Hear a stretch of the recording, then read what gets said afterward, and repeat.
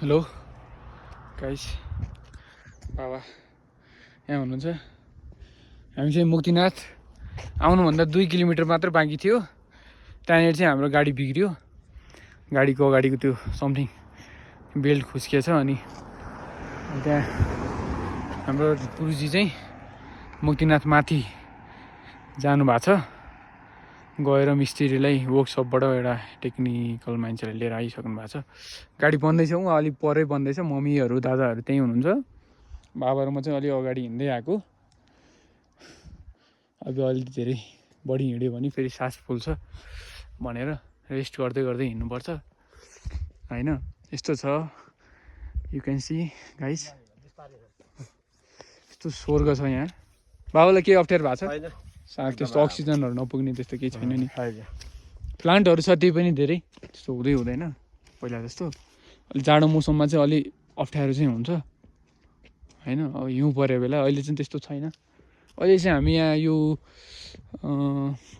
जुन हामी उता कागबिनीबाट आउँदाखेरि 2 किलोमिटर बाँकी छ भनेर लेखा हुन्छ। ठ्याक्कै त्यहीँनिर हाम्रो गाडी बिग्रेको थियो। त्यहाँभन्दा अलिकति माथि हामी हिँड्दै आएको छौँ बाबा र म। यो चाहिँ तोरा लेक जाने बाटो रहेछ। तोरा लेक चाहिँ यो बाटो जाँदो रहेछ है। अनि त्यसपछि यस्तो छ, प्लान्टहरू छ। त्यस्तो अक्सिजन लेभल कम हुने त्यस्तो चान्सेसहरू चाहिँ अलिक छैन अहिले चाहिँ।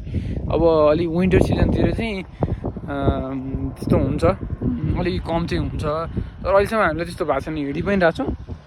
किनकि त्यस्तो छैन, चिसै छ, हावा लागिरहेछ।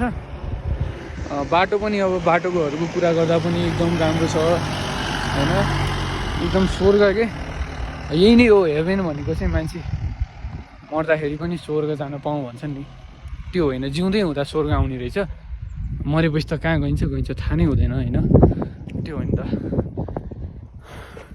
स्वर्गको लागि चाहिँ बाँचिरहँदाखेरि नै स्वर्ग घुम्नलाई नेपालमा अनेक ठाउँहरू छन्, त्यसको लागि हामीले घुम्नुपर्छ।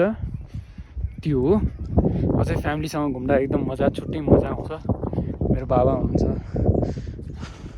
बाबा मम्मी चाहिँ उतै बसिरहनु भएको छ त्यहीँ गाडी नै, किनकि मम्मी हिँड्न सक्नुहुन्न। र हेर्नुहोस् न, अब यो हेभेन भन्दा केही कम छ त छैन नि। हेर्नु न, तपाईँ जति टेन्सनमा जति पिरमा आउनु भए पनि यहाँनिर आइसकेपछि सबै बिर्सिनुहुन्छ।